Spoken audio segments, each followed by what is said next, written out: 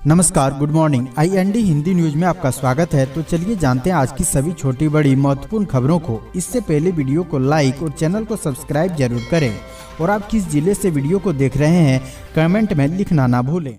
जानिए कांग्रेस का कब तक बाकी सीटों पर करेंगे प्रत्याशियों की घोषणा। MP की बैठक में राहुल हो सकते हैं शामिल। मध्य प्रदेश में लोकसभा चुनाव 2024 के लिए 6 लोकसभा सीटों पर नामांकन दाखिल होना शुरू हो गए हैं और कांग्रेस इसमें से आधी सीटों पर अब तक उम्मीदवारों का चयन ही नहीं कर सकी है। अब गुरुवार को पार्टी इन सीटों पर उम्मीदवारों का चयन कर सकती है। दरअसल मंगलवार को कांग्रेस की केंद्र चुनाव समिति की बैठक दिल्ली में थी, लेकिन इस बैठक में मध्य प्रदेश को लेकर चर्चा नहीं हो सकी। अब आज समिति की बैठक में मध्य प्रदेश के उम्मीदवारों के चयन को लेकर चर्चा होगी। मध्य प्रदेश में प्रथम चरण में 6 सीटों पर मतदान होना है। इसमें सिंधी, मंडला, छिंदवाड़ा, शहडोल, जबलपुर, बालाघाट की सीटें शामिल है। इनमें से 3 शहडोल, जबलपुर और बालाघाट पर प्रत्याशियों के नाम का ऐलान अभी तक नहीं हुआ है।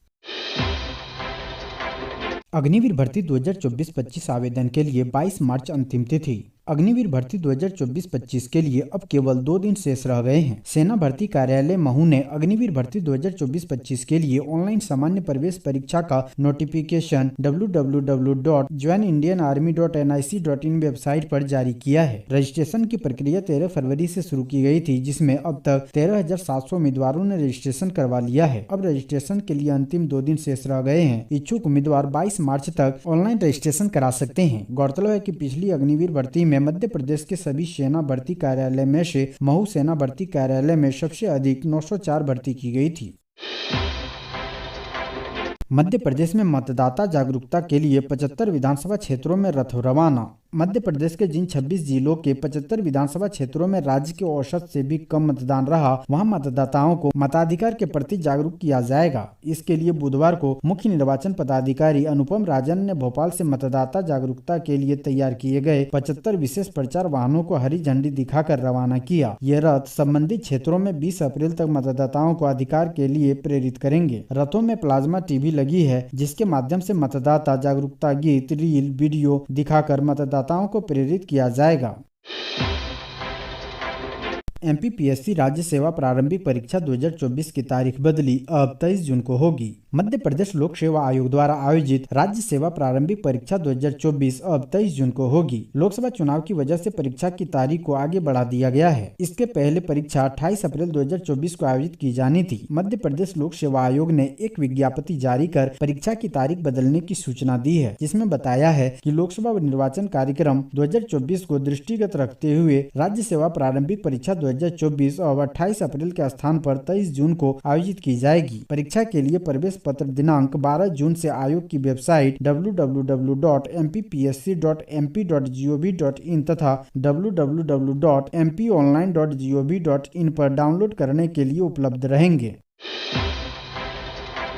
मध्य प्रदेश के सीधी से भाजपा उम्मीदवार डॉक्टर राजेश मिश्रा ने भरा नामांकन। CM बोले अब की बार 29 की 29 करेंगे पार। मध्य प्रदेश में पहले चरण के लोकसभा चुनाव को लेकर उम्मीदवारों के नामांकन दाखिल करने की प्रक्रिया शुरू हो गई है। भाजपा के टिकट पर चुनाव लड़ रहे कई प्रत्याशियों ने अपना नामांकन दाखिल किया है। वहीं सिद्धि लोकसभा सीट से भाजपा प्रत्याशी डॉक्टर राजेश मिश्रा ने बुधवार को मुख्यमंत्री मोहन यादव की मौजूदगी में अपना पर्चा भरा। इस दौरान CM मोहन यादव के अलावा डिप्टी CM राजेंद्र शुक्ला और कैबिनेट मंत्री प्रहलाद पटेल भी मौके पर मौजूद रहे। मोहन यादव का राहुल पर तंज, कहा आगे आगे भाई साहब, पीछे पीछे फुल स्टॉप। मध्य प्रदेश के मुख्यमंत्री डॉक्टर मोहन यादव ने बुधवार को कहा कि पूत के पांव पालने में दिखने लगते हैं। कांग्रेस की भी मध्य प्रदेश में ऐसी ही हालत है। मध्य प्रदेश में 29 लोकसभा सीटें हैं, लेकिन कांग्रेस में बड़े से बड़े नेता भी चुनाव लड़ने को तैयार नहीं है। कांग्रेस के प्रत्याशी अभी चुनाव मैदान में नहीं आए हैं। लोकसभा चुनाव के पहले चरण के लिए नोटिफिकेशन जारी होने के बाद सिद्धि से भाजपा प्रत्याशी डॉक्टर राजेश मिश्रा ने बुधवार को अपना नामांकन दाखिल किया। कांग्रेस प्रत्याशी अभी घोषित नहीं हुआ है। इस दौरान डॉक्टर यादव के साथ साथ प्रदेश के उप मुख्यमंत्री राजेंद्र शुक्ला और वरिष्ठ मंत्री प्रहलाद पटेल भी मौजूद रहे। नामांकन से पहले डॉक्टर यादव ने चुनावी रैली को संबोधित करते हुए राहुल गांधी पर भी निशाना साधे। उन्होंने कहा कि कांग्रेस ने पद यात्रा निकाली, जहां जहां से यात्रा निकली लोग कहते हैं कांग्रेस छोड़ो यात्रा थी। वो यानी राहुल गांधी जहां जहां गए लोग कांग्रेस छोड़ते चले गए। जिस रास्ते से कांग्रेस के नेता गए उस रास्ते में आगे आगे भाई साहब, पीछे पीछे फुल स्टॉप। पता नहीं कहां से गए, किस रास्ते से गए, इस वजह से उनका रास्ता छोटा रखा गया था।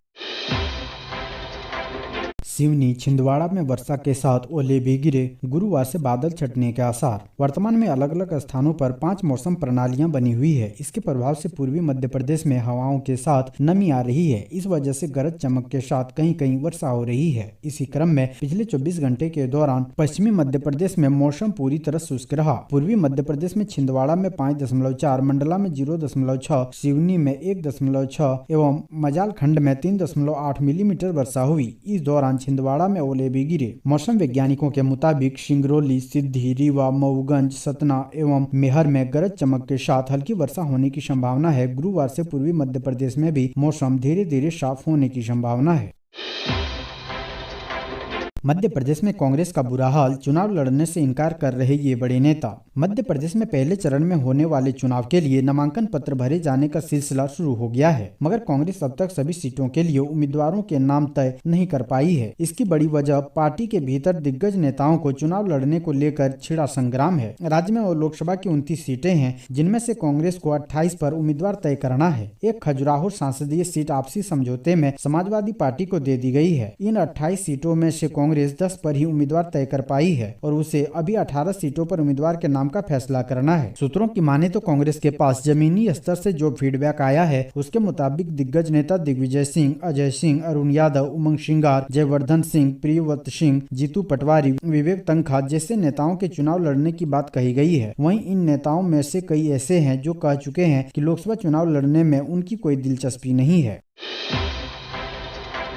कांग्रेस का किला ढहाने को तैयार है बीजेपी का प्लान, जानिए कैसे दिग्गजों के गढ़ में करेगी सेंधमारी। आगामी लोकसभा चुनाव से पहले अब सियासी तपिश तेज हो चुकी है। तमाम राजनीतिक दल अपनी पूरी ताकत से चुनाव मैदान में दो हाथ करने के लिए कमर कस चुके हैं। इसी बीच मिशन 370 में जुटी बीजेपी बड़े पैमाने पर कांग्रेस में सेंधमारी कर रही है। मध्य प्रदेश में बीजेपी ने मुख्य रूप से दिग्विजय सिंह, कमलनाथ और जीतू पटवारी के गढ़ में सेंधमारी की है। मिशन लोटस के तहत बीजेपी कई हजार कांग्रेसियों को अपने पाले में शामिल करने का मन बना लिया है। मध्य प्रदेश कांग्रेस में इन दिनों मची भगदड़ के चलते पार्टी के नेताओं के माथे की चिंता की लकीर साफ साफ दिखाई दे रही है। लोटस मिशन के तहत बीजेपी इन दिनों कांग्रेस में जमकर सेंधमारी कर रही है। बीजेपी की कोशिश है कि मध्य प्रदेश में कांग्रेस के एक खेमे को खत्म कर दिया जाए।